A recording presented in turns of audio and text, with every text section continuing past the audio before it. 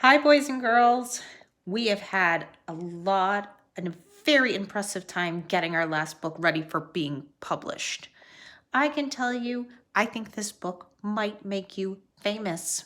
They will be a wonderful addition to your library now, and even your boxed set if you made one. But writers, there's something you can add to your series that publishers often add when a writer becomes a famous author. And now that you're famous, I think you can add it to your book too. Your book already has a cover, it has chapters, it has illustrations, it has a back blurb. But today I want to teach you that as writers get ready to publish, they often include a Meet the Author page to introduce themselves and their writing to their reader. I would like you to include an About the Author page for your series as well. Let's look at this chart. Let me explain what a Meet the Authors page looks like. It often has the author, and it might tell about their favorite hobbies, their family, their pets, where they live, where they get their ideas, what they've written before, what they plan to write next.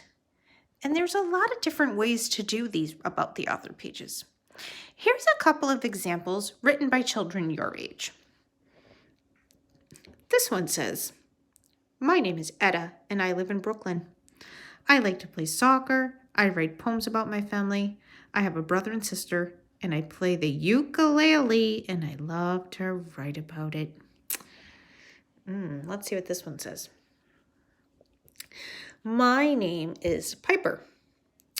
I like to practice my drawings in my notebook. I have 2 cats. I have 1 brother and 1 sister. I live in Brooklyn. I love to play soccer. I love so much to dance and sing. I go to the Brooklyn New School. I love to go to the gym. I love to write poems.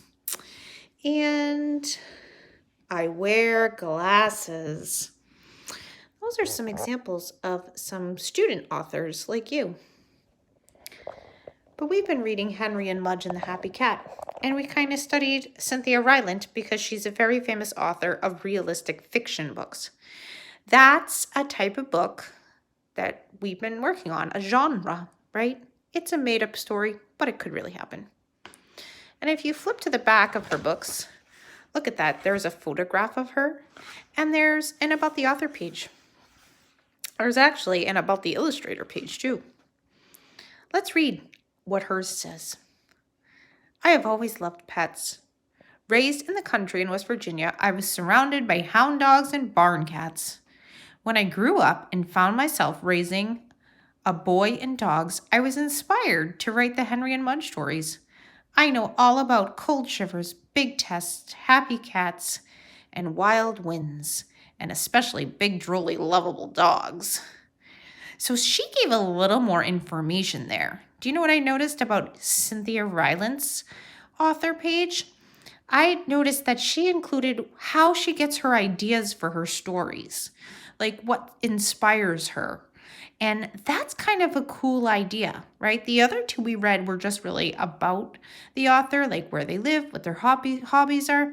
But I like how she included what inspires her and where she gets her writing ideas from. So that's going to be your job today. You are going to take your book and you're going to add an About the Author page. Let's check out Mrs. Campbell's About the Author page.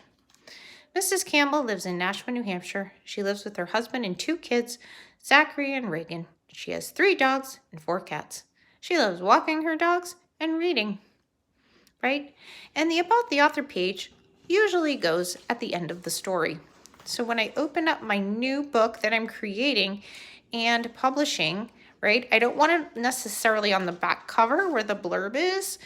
You want it kind of like right before, but it usually comes at the end of the page. So that brings me to today's assignment.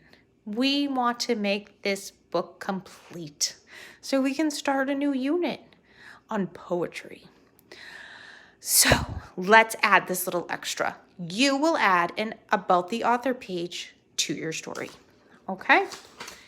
just remember, and I will put these tips in the classroom so you don't forget, that meet the author or about the author tells us about the author's favorite hobbies, our family, our pets, where we live, where we get our ideas, what we've written before, and what we plan on writing next, okay? Now, if you notice, right, when you write it, it follows all the same writing rules we've learned in all our writing classes, right? Sentences still start with an uppercase letter. Sentences still end with a period.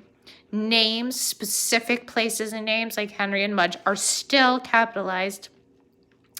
Those writing rules are still important. I also want you to notice how an about the author page is not one sentence. It's not even 2 sentences. You should have at least 3 sentences because your readers want to know all about you. All right, good luck. Let me know if you have any questions.